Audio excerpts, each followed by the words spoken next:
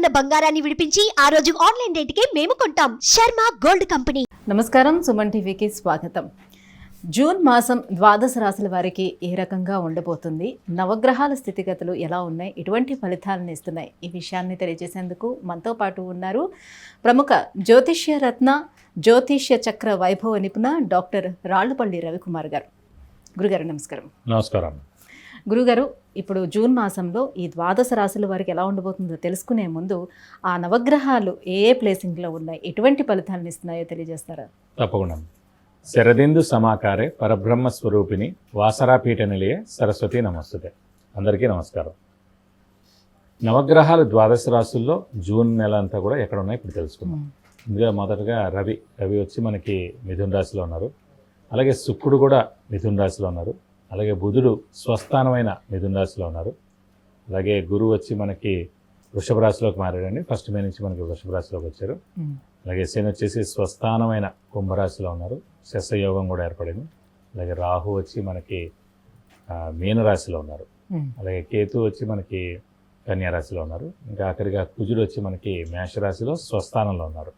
కాబట్టి ఇవన్నీ నవగ్రహాల పొజిషన్ ద్వాదశ రాశుల్లో జూన్ నెలలో ఈ స్థానాల్లో ఉంటాయి. గురుగారు, మరి మేషరాశి వారికి ముందుగా ఎలా ఉండబోతుంది ఈ మాసం అంతా? తప్పకుండా.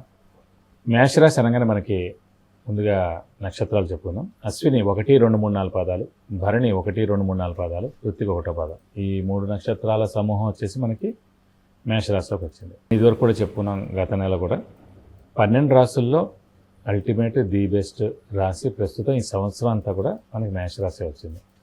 ఎందుకంటే ఎప్పుడైనా మనం చూసుకుని ఏంటంటే ప్రతి నెల మారుతుంటాయి కాబట్టి గ్రహాలు అంత ఇంపాక్ట్ ఉండదని. కానీ సంవత్సర కాలం పాటు చెక్ చేసుకున్నప్పుడు రాహు, కేతు, గురు, శని ఈ 4 గ్రహాలని చెక్ చేసుకోవాలి. శని ఎందు గురించి అంటే కనుక ఆరోగ్యం, ఆయుష్కి, అలాగే వృత్తి, ప్రవృత్తికి, ఉద్యోగానికి, ప్రొఫెషన్కి. అలాగే గురువు వచ్చేసి అన్ని శుభకార్యాలకి, ఎలాంటి శుభం జరగాలన్నా. అంటే ఉదాహరణకి మనకి ఫస్ట్ ఒక అబ్బాయి 10th క్లాస్ అయిపోయాడు. సో మంచి మార్క్స్ తోటి బయటపడ్డాం. అది గోచారీత్యా గురువు అనేవాడు బాగున్నాడు లేదని. అలాగే వెంటనే ఒక మంచి యూనివర్సిటీలో ర్యాంక్ సంపాదించడం, సీట్ సంపాదించడం, అందులో జాయిన్ అవ్వడం ఆ సమయం. అలాగే మొదటి ఉద్యోగం, అలాగే ప్రమోషన్, అలాగే నేమ్ అండ్ ఫేమ్, అలాగే వివాహం, సంతానం, గృహం, వాహనం, ఇలాంటివన్నీ కూడా శుభకార్యాలన్నీ కూడా చూసుకున్నప్పుడు మనం గురువుని చూసుకుంటాం. గురువు వచ్చేసి ఒక రాశి నుంచి ఇంకో రాశిలోకి ఈ సంవత్సర కాలంలో మారుతూ ఉంటాడు. సంవత్సర కాలం అక్కడే ఉంది కాబట్టి గురువు ఏమో శుభ ఫలితాలు, శుభకార్యాలు అన్నిటి గురించి. శనేమో ఆరోగ్యం, ఆయుష్, అలాగే వృత్తి, ప్రవృత్తి, ప్రొఫెషన్, ఉద్యోగం. అలాగే రాహుకేతువులు మిగతావన్నీ చూస్తుంటారు. ఏదైనా యాక్సిడెంట్స్ ఉన్నా, మనీ బ్లాకేజ్ ఉన్నా, ఫైనాన్షియల్ లాస్ ఉన్నా, కొన్ని చెడు ఫలితాలన్నీ చూసే మటుకు రాహుకేతువుల ద్వారా గోచారీత్యా చూస్తాం. సో అలాంటి చెడు ఫలితాలు కూడా ఏమైనా ఉన్నాయంటే అవి అంతేగాని జస్ట్ 20 రోజుల్లో మారే జస్ట్ బుధుడు, శుక్రుడు, అలాగే నెలకి మారే రవి, 45 డేస్లో మారే కుజుడితోటి ఇంపాక్ట్ తక్కువగా ఉంటుంది. కాబట్టి మనం ఎప్పుడు చెప్పుకున్నా కూడా మాస ఫలితం చెప్పుకున్నా, వార ఫలితం చెప్పుకున్నా, దిన ఫలితం చెప్పుకున్నా కూడా మెయిన్ ప్లానెట్స్ ఈ ఏడాది మటుకు ఎక్కడెక్కడ మేజర్గా ఆ గురువు, శని, రాహు, కేతువులు ఉన్నాయో వాళ్ళని ఆధారం చేసుకుని మిగతావి కూడా ఆధారం చేసుకుని చెప్పాలన్నమాట. కాబట్టి ఇలా మేషరాశి దాకా వచ్చేప్పటికీ అత్యుత్తమంగా ఉంటుందని చెప్పుకోవచ్చు. శ్రమ, కాలం, ధనం వ్యర్థం కాకుండా ఉంటుంది. అవసరానికి డబ్బులు సమకూరితే, రావాల్సిన బాకీలు వసూలవుతాయి, ష్యూరిటీస్ పెట్టవచ్చును, స్పెక్యులేషన్స్ కలిసి వస్తాయి. ముందుగా అవివాహితుల వివాహం అవడం, సంతానం లేని వారి సంతానం కలగడం, నిరుద్యోగులకు ఉద్యోగం రావడం, ఉద్యోగస్తులకి నేమ్ అండ్ ఫేమ్, బాస్ నుంచి మనన, ప్రమోషన్స్ రావడం, ఇవన్నీ ఉంటాయి. అలాగే విద్యార్థులకి మంచి ర్యాంకులు సాధిస్తారు. అలాగే ఇప్పుడు రాజకీయ నాయకులు ఉన్నారు. ఉదాహరణకి మనకి ఆంధ్రప్రదేశ్లో ఎలక్షన్స్ అవుతున్నాయి. సో మేషరాశి వారు ఎవరున్నా కూడా ఇప్పుడు జూన్లోనే మనకి ఫలితాలు కూడా వస్తాయి కాబట్టి కంటెస్ట్ చేసేటప్పుడు గోచారం ఎలా ఉంది చూసుకోవాలి. అలాగే రిజల్ట్స్ వచ్చినప్పుడు గోచారం చూసుకోవాలి. కంటెస్ట్ చేస్తున్నప్పుడు అంటే ఎలక్షన్ అయిన రోజును, అలాగే ఎలక్షన్ డిక్లేర్ అయిన రోజును, రెండు కూడా ఏంటంటే మే, జూన్లోనే ఉన్నాయి కాబట్టి ఫస్ట్ మే నుంచే మనకి గురుబలం స్టార్ట్ అయిపోయింది. కాబట్టి మేషరాశి వారు ఎవరైతే ఉన్నారో వారు ఖచ్చితంగా ఈ ఏడాది అంటే ఈ నెల ఖచ్చితంగా వాళ్ళు ఎమ్మెల్యే అయితే ఎమ్మెల్యే, ఎంపీ అయితే ఎంపీ ఖచ్చితంగా నెగ్గేందుకు అవకాశాలు ఉన్నాయి. ఇంకొంచెం జాతకం వాళ్ళది బాగుంది అనుకోండి, వాళ్ళు మినిస్టర్ కూడా అయ్యేందుకు అవకాశాలు ఉన్నాయి. కాబట్టి ఎలా చూసుకున్నా కూడా అత్యుత్తమంగా ఉన్న రాశి అని మేషరాశి అని చెప్పుకోవచ్చు. అలాగే వ్యాపారస్తులు అవనివ్వండి, క్రీడాకారులు అవనివ్వండి, రాజకీయ నాయకులు అవనివ్వండి, పత్రికా రంగం, యూట్యూబ్ రంగం, అలాగే మూవీ రంగం, లైక్ సింగర్స్ కానివ్వండి, అందరూ ఏ వృత్తుల్లో ఉన్నా కూడా విద్యార్థులు ఉండి ఎవరైనా అవనివ్వండి, వారందరికీ కూడా పట్టిందల్లా బంగారం చెప్పుకోవచ్చు. ఈ సంవత్సర కాలం ఎందుకంటే లాభస్థానంలో శని ఉంటాడు, ద్వితీయ స్థానంలో గురువు ఉంటాడు, రాహుకేతులు 6, 12 స్థానాల్లో ఉంటారు. సో అన్నీ 100 ఉన్నాయన్నమాట. అలాగే ఇది కాకుండా మేషరాశి అధిపతి అయిన కుజుడు కూడా మేషరాశిలో ప్రస్తుతం స్వస్థానాలు ఉన్నాడు. కాబట్టి పట్టిందల్లా బంగారం చెప్పుకోవచ్చు. 100కి 100 ఉన్నాయి. అయితే వివాహాన్ని సూచించే గ్రహం ఏ గ్రహం గురుగారు? మరి మేషరాశి వారికి వివాహ ప్రయత్నాలు చేస్తున్న వారికి ఎలా ఉంటుంది? వాళ్ళ శుక్రుడు మగవాళ్ళకైతే కళత్రకారకుడు. అంటే భార్య గురించి తెలుసుకోవాలంటే జాతకంలో, మగవాళ్ళ జాతకంలో శుక్రుడు ఏ స్థానంలో ఉన్నాడు చూసుకోవాలి. అలాగే ఆడవాళ్ళకైతే కనుక కుజుడు భర్తకారకుడు, కుజుడు ఏ స్థానంలో ఉన్నాడు చూసుకోవాలి. ఇవన్నీ కాకుండా ముందుగా అసలు గురుబలం ఉంటేనే ఆ సంవత్సరం వివాహం అవుతుంది. కాబట్టి గురువు ఎక్కడున్నాడో ప్రస్తుతం జాతకం రీత్యా చూసుకోవాలి, రాశి రీత్యా. సో మేషరాశి వారికి ఎక్కడ ఉన్నాడు? 2nd హౌస్లో ఉన్నాడు. 2nd హౌస్ అంటేనే కుటుంబ స్థానం. సో కుటుంబం ఎవరికైతే లేదో ప్రస్తుతం, అంటే వివాహం ఎవరికైతే లేదో వాడికి వివాహం ఒక కుటుంబ వ్యవస్థ ఏర్పడుతున్నారు. సో కుటుంబ స్థానంలో ఉన్నారు. అలాగే ధనస్థానం కూడా ద్వితీయ స్థానం అంటారు, వాక్ స్థానం కూడా ద్వితీయ స్థానం అంటారు, నేత్రస్థానం కూడా అంటారు. సో కాబట్టి కుటుంబం ఏర్పడుతుంది, ధనానికి ఇబ్బంది ఉండదు. నేత్రం అంటే కళ్ళు ప్లస్ ఆరోగ్యం, కళ్ళు బాగుంటే ఆరోగ్యం కూడా చాలా బాగుంటుంది. సో సంతాన స్థానం ఎలా ఉంది వీళ్ళకి? సంతాన కారకుడు ఎవరికైనా సరే గురువు అండి. సాధారణంగా పంచమ స్థానాన్ని సంతాన స్థానం అంటారు.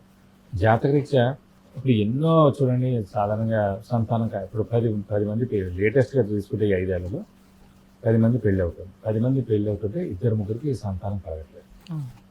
సో ఇప్పుడంటే చాలా IVF అని ఇంకా ఏవో చాలా వచ్చాయి. అంటే కృత్రిమంగా మీరు ఇది కన్నా కూడా న్యాచురల్గా ఉన్నది ఏంటో చూడాలి. సో అప్పుడు మనం ఎక్కడ చూడాలంటే, కష్టపడి పెళ్లి చేస్తారు, అప్పటికే 15 లక్షలు 25 లక్షలు వాళ్ళ స్తోమత నుంచి చేస్తారు. పేదవాళ్ళు అయితే ఇంకా కష్టపడి అన్నీ అమ్మేసి చేస్తారు. కానీ ఎంత చేసిన సంతానం లేదనుకోండి, మళ్ళీ వాళ్ళ సంతానం గురించి వెళ్ళాలి, ఇవన్నీ వేరే పద్ధతుల ద్వారా. కాబట్టి ఇప్పుడు లక్షలు అయిపోతాయి, ఆరోగ్యం కూడా దెబ్బతింటుంది అమ్మాయిది. కాబట్టి ఇదే ముందుగానే మీరు జాతకం మ్యాచ్ మేకింగ్ చేశారనుకోండి, క్రిస్టల్ క్లియర్గా తెలిసిపోతుంది. పంచమ స్థానం అంటే పిల్లల స్థానం. పంచమాధిపతి ఎక్కడున్నాడు? పంచమ స్థానంలో పాపగ్రహం ఉందా, కుజదోషం ఉందా, కాలసర్పదోషం ఉందా, నాగదోషం ఉందా? అలాగే గురువు ఇవన్నిటికీ కాకుండా సంతాన కారకుడే గురువు. అలాంటి గురువు నీచలో ఉన్నాడా, లేదంటే 6, 8, 12 స్థానాల్లో ఉన్నాడా? అలా ఉంటే కనుక సంతాన నష్టం ఉంటుంది, మిస్క్యారేజ్ ఉంటుంది. అలాగే పంచమ స్థానంలో పాపగ్రహాలు ఉన్నాయనుకోండి, సంతానమే లేకుండా ఉంటుంది. పంచమాధిపతి నీచ స్థానంలో ఉంటే కనుక సంతానం ఉండదు, అలాగే ఒక సంతానం ఉంటుంది. పంచమ స్థానంలో పాపగ్రహాలు 2, 3 ఉన్నాయనుకోండి, సో ఏదైనా సరే డిసేబుల్డ్ పిల్లాడు పుడతారు, జీవితకాలం ప్రాబ్లం ఉంటుంది. ఇప్పుడు ఆటిజం ఉన్న పిల్లలు ఉన్నారు, అలాగే కాళ్ళు చేతిలో లేకపోతే కళ్ళు ఏదో ప్రాబ్లంతో పుడతారు. అంటే ఆ పంచమ స్థానంలో ఏ గ్రహాలు లేవు అప్పుడు? పంచమ స్థానంలో లేకపోతే పంచమాధిపతి, ఉదాహరణకి మేషలగ్నం అనుకోండి, పంచమ స్థానాధిపతి అంటే సింహరాశి అధిపతి రవి ఏ స్థానంలో ఉన్నాడు? అతను 6, 8, 12 స్థానాల్లో ఉండకూడదు. ఉచ్చలో ఉంటే మంచిది, స్వస్థానంలో ఉంటే మంచిది, మిత్రక్షేత్రంలో ఉంటే మంచిది. మరి కాబట్టి ఒక 5 నిమిషాల మంది కాదనుకుంటే కనుక మ్యాచ్ మేకింగ్కి అబ్బాయి అమ్మాయి జాతకం ఇస్తే కనుక సంతాన స్థానం, ఆరోగ్య స్థానం, ఆయుష్ స్థానం, అలవాట్లు ఏమైనా ఉన్నాయా, 2nd మ్యారేజ్ ఉందా, డైవర్స్ ఉందా, ఉద్యోగం చెప్పి పెళ్లి చేసుకున్న తర్వాత మెల్లిగా నేను వ్యాపారం చేస్తాను డబ్బులు పట్టరమంటాడా, లేకపోతే కొడతాడా, ఇలా ఏం చేస్తాడా అన్నీ కూడా మొత్తం డీటెయిల్గా తెలుస్తుంది. కాబట్టి మ్యాచ్ మేకింగ్ అనేది ఖచ్చితంగా చేయాలండి. ఇదివరకు రోజుల్లో లేకపోయినా నడిచేది, ఇప్పుడు నడవదు. ఎందుకంటే ఈగో ప్రాబ్లమ్స్ పెరిగాయి, ఎవరికెవరికి సఖ్యత ఉండట్లేదు, ఫ్రీడమ్ కావాలి. సో ఇలా ఈ ఇంటర్నెట్ ఇది కూడా బాగా పెరిగిపోయింది.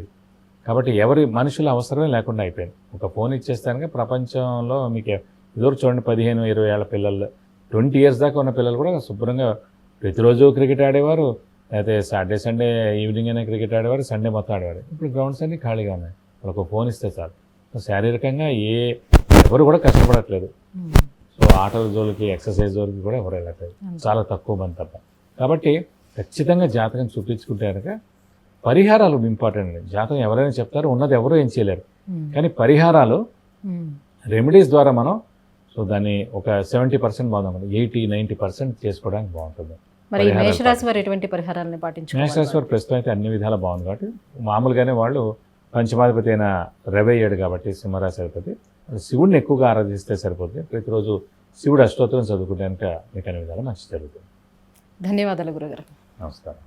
చూశారు కదండి, విద్య, ఉద్యోగం, ఆరోగ్యం, ఐశ్వర్యం, వాహనం, వివాహం, విదేశీయానం, గృహం, వీటన్నిటి గురించి తెలుసుకోవాలంటే కింద స్క్రోల్ అవుతున్నటువంటి నెంబర్కి కాల్ చేసి గురువుగారి అపాయింట్మెంట్ను పొందవచ్చు. సుమన్ టీవీలో మీ పర్సనల్ అండ్ బిజినెస్ ప్రమోషన్స్ కోసం కింది నెంబర్కి కాంటాక్ట్ చేయండి.